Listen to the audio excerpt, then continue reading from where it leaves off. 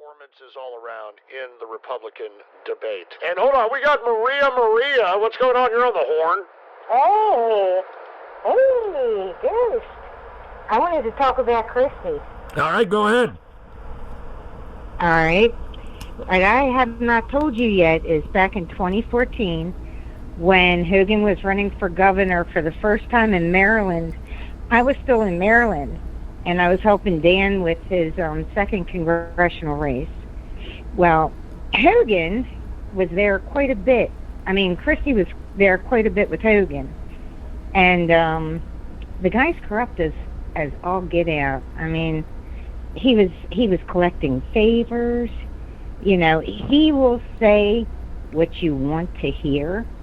You know, just you need to look at his history. Don't be so quick to jump on the Christie wagon. Maria, aren't all politicians that way? I mean, that's what politicians do.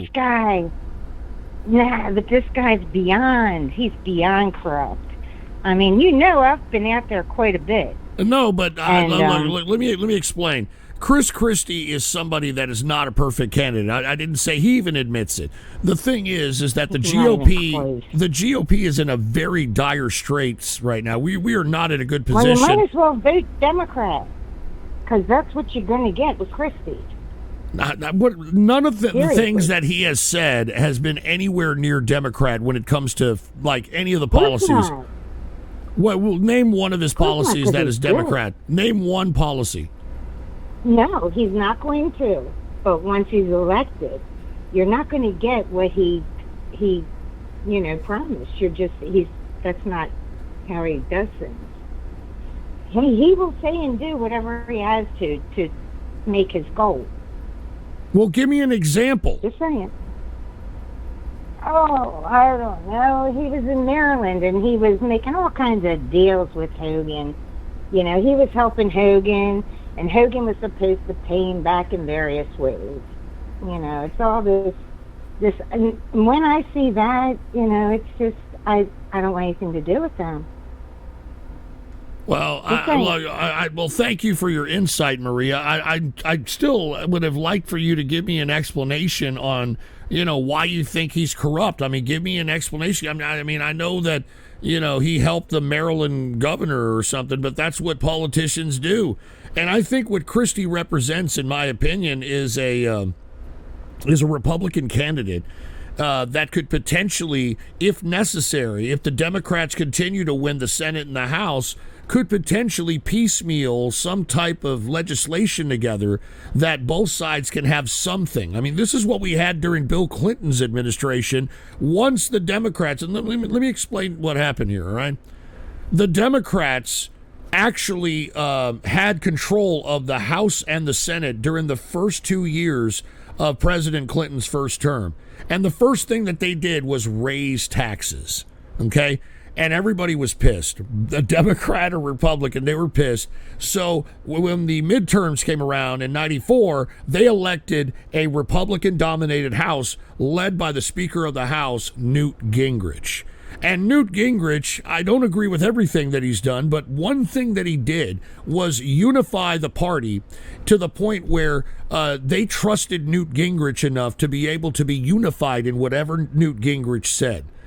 And they gave Newt Gingrich the helm. And Newt Gingrich at the time pressured Bill Clinton that the Congress wasn't going to get anything done unless Bill Clinton started compromising in his attempt at trying to pass legislation that he wants in order to have Republicans, have some things that they want. And I think that, believe it or not, that was a recipe where most Americans actually fared very well. All right, most Americans fared very well. This was under the time when we had high taxes. I just told you in 92, right when Clinton came into office and had a Democratic government, he raised taxes. America was pissed and brought in a Republican House. First time the Republicans had controlled the House since 1964. Okay, that was a long time. Newt Gingrich is the Speaker of the House and forces Bill Clinton to compromise. And look, Newt Gingrich actually shut down the government for months. in order to capitulate Bill Clinton. And that's exactly what happened. So Bill Clinton reluctantly, whether he wanted to or not, had to negotiate with the Republicans in the House because the House were unified. They were unified. And believe it or not, pieces of legislation actually were passed that benefited not only the average everyday person, but also us fiscal conservatives.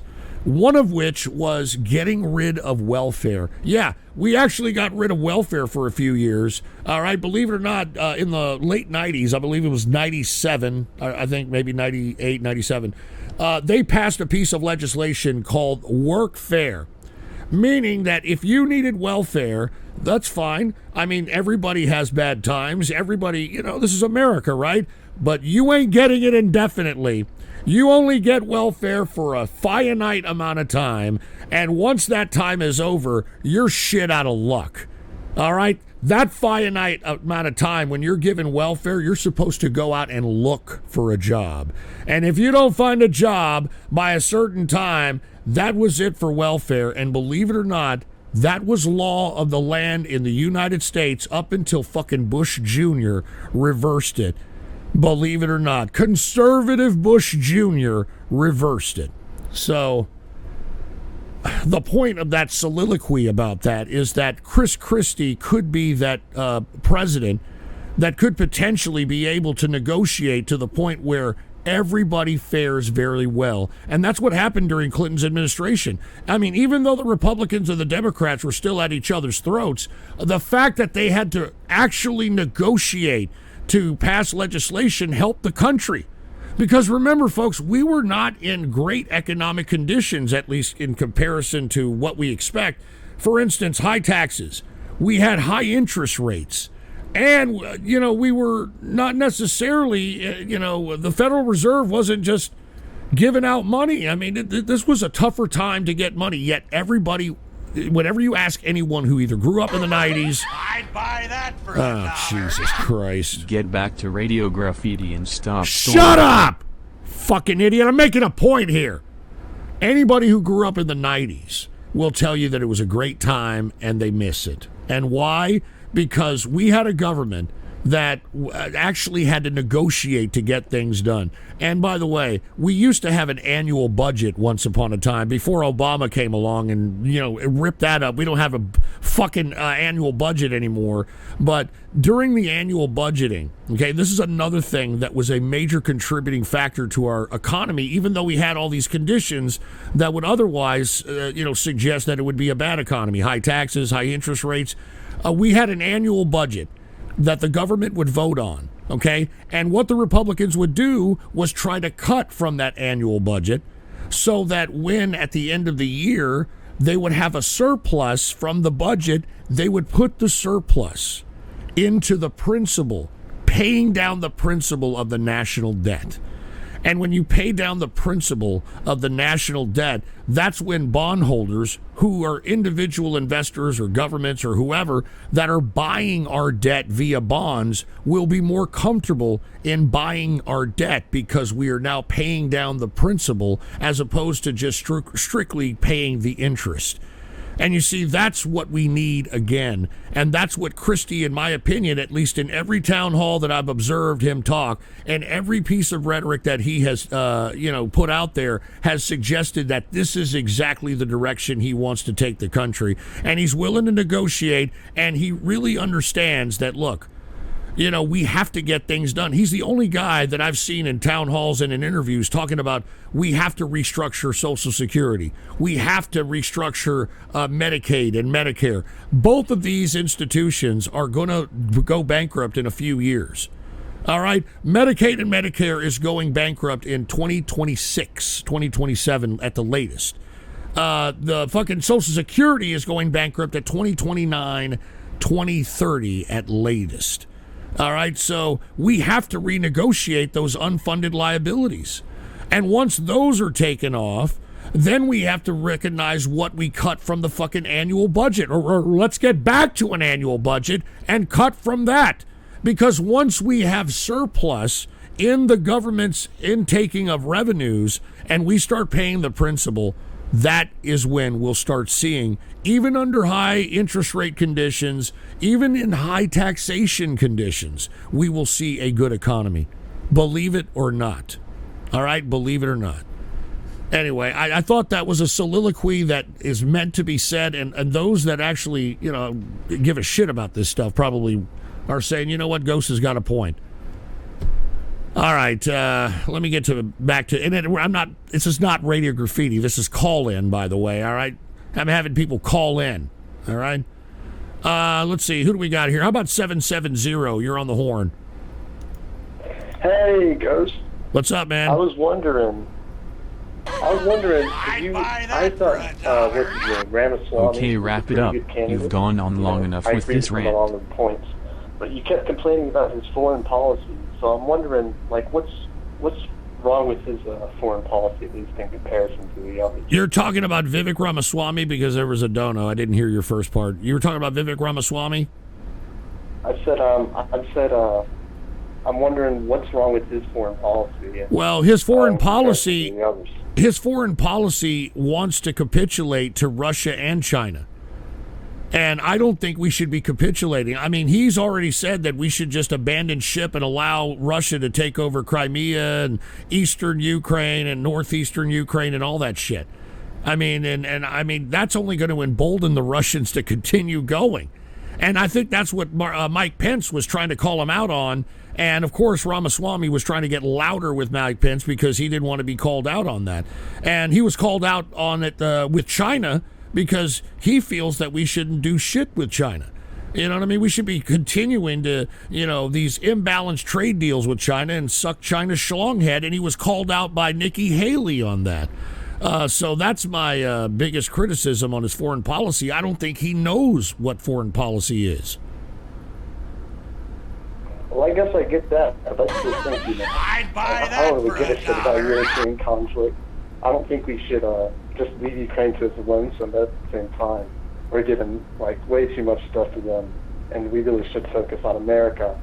I saw when. Wait, well, hold on. We are focusing on America. What are you talking about? I hate when people say we're focusing on America. What does America need right now that we're not getting? Well, we got people out in the streets. Our borders are completely screwed. That's most of the people that are on the streets are there because they want to be there, okay? They're there because they want to be there, because they're drug addicts and they're fucking losers. Okay, go ahead. I'm just saying, we could divert more money towards America instead of Ukraine.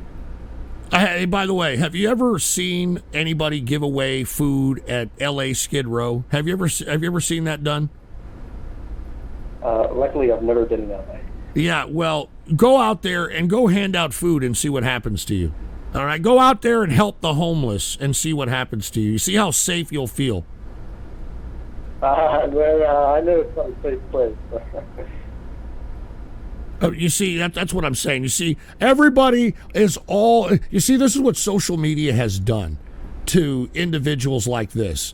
Like, oh, we should help the homeless. There's no reason people are homeless. You want to know why people are homeless?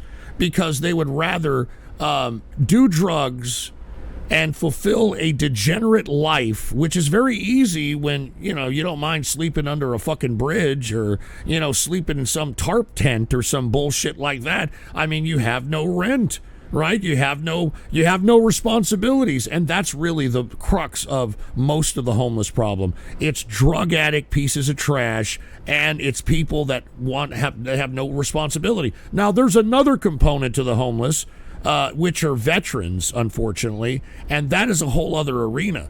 I mean, I don't know what to do to solve that problem because the VA is there for any goddamn veteran that has any kind of problem. I mean, if you find trouble that you can't find a job, if you're, an alcoholic or, I mean, the VA has programs that will actually go and help you. It's just that these folks don't want them. So, I don't know what to do about folks that don't want to participate in society and think that we owe them because they look pathetic and they're on the fucking street. I'm sorry. I don't feel sorry for these people. I feel sorry for the veterans with the post-traumatic stress. I don't feel sorry for the rest of the homeless. The rest of the homeless are fucking garbage pieces of spoiled brat shit that ran away from home because they wanted to be fucking drug addict slut bags. All right, so I'm sorry. I mean, whenever I hear somebody say, "Oh, we got to take care of America," what does that mean? Dude, we have the best safety net of any fucking country. All right? I mean, if you're poor right now, you can go and apply for a plethora of different programs that can pay for your housing, that can pay for your food, that can pay for your schooling. I mean, all you have to do is apply to them, okay? No one's going to give you shit. Even if you want a bureaucracy to give you shit, you've got to apply for that shit. So, look, I'll be honest with you.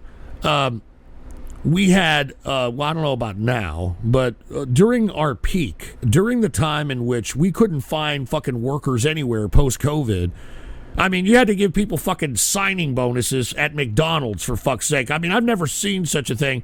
I mean, the reason that people aren't going out and working because they don't need to, because we have a great safety net. This is the greatest country on the planet. Every time I hear that, oh, we need to help Americans here, help Americans do what? You're talking about homeless. Take a look at how many obese, morbidly obese homeless people we have on the streets. If you don't believe me, go to your nearest goddamn impoverished part of town and go to the grocery store in the impoverished part of town and count how many fat, obese pieces of shit are waddling their asses up and down the goddamn grocery aisles, for fuck's sake. And you're going to tell me that, oh, we got to help people. Help them do what? All right, we help people all the fucking time. All right, you know what we've done? I think we've helped them too much. My grandma always said, boy, don't feed the stray animals because they breed. And that's all we're doing if we're pussy pampering and coddling fucking people that, oh, I'm homeless, oh this, oh that. Oh yeah? Or do you have a fucking drug problem? Yeah, I actually have a little bit of a meth problem. Oh yeah? So what are you doing about that? Nothing, because I love meth, okay? I love meth.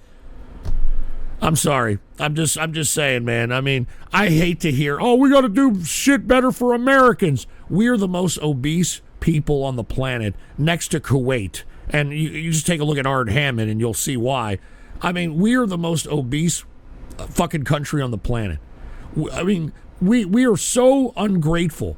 All right? The United States people are so ungrateful and spoiled that now they're advocating for universal basic income. Income for just fucking living. Unfucking believable. All right, I'm not gonna shed a tear for anybody that claims that, oh, we got to help America. Dude, that's all we've been doing. And you want to know why I'm so pissed off at this? Because every fucking year I pay, all right, I pay the amount of money, actually more than the amount of money every fucking year of like almost a 1%er. I'm not even joking. I pay like above the median income of your average salary employee in taxes. And it's fucking horrible. It's fucking horrible to write that check to the IRS and knowing that all we're doing is pussy pampering and coddling a bunch of pieces of shit that just turn perfectly good food into shit. And the bad part about it is the shit that they take actually has more of a contribution to this society than they do, because at least shit fertilizes the earth. So I'd buy that for $1. Check the Trovo stream. One Mogane Plaza posted a dono message. PSBR Oli weed BR Oli weed BR Oli weed BR Oli weed BR Oli weed BR. All right, thank you. And look, Ann and Philly is literally making it rain, and same with Spent Canister. We got some Trovo people that are out there making it rain with whatever Trovo currency that they're using. But Ann and Philly said, Ghost, the Trovo emotes don't show up on stream for some reason. P.S. Broly weed. All right, so there it is. Ann and Philly holding it down over there in the Trovo stream. Lots of folks on Trovo for some reason now. But cheers to Ann and Philly. But let's take a couple more calls. I didn't mean to get off on that soliloquy about the homeless, but I mean, America is unbelievably generous to everybody. I mean, even if you're a fucking useless piece of shit. I mean, our American entitlement system, our safety net is the best. All right? And unfortunately, it's not producing anything. It's just perpetuating the losery. I should say losery, because they're losers and they're users. And that's what it perpetuates. You know, these investments that we're making into people, you know, keeping them clothed, housed, and fed, you know, it's not, you know, you're not seeing it in the workforce. You're not seeing it in the skills. You know what I mean?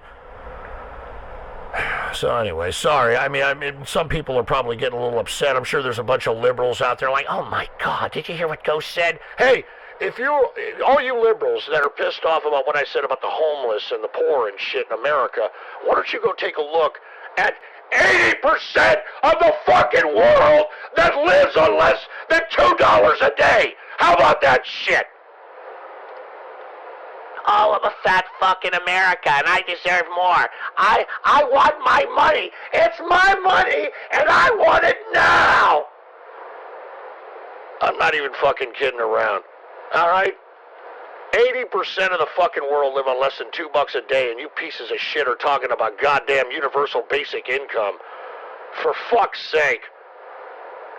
Anyway, let me get to... hold on, I think somebody actually donated and wanted me to call on them here. Let's go ahead, let's see. We got Serious Debater. You're on the horn.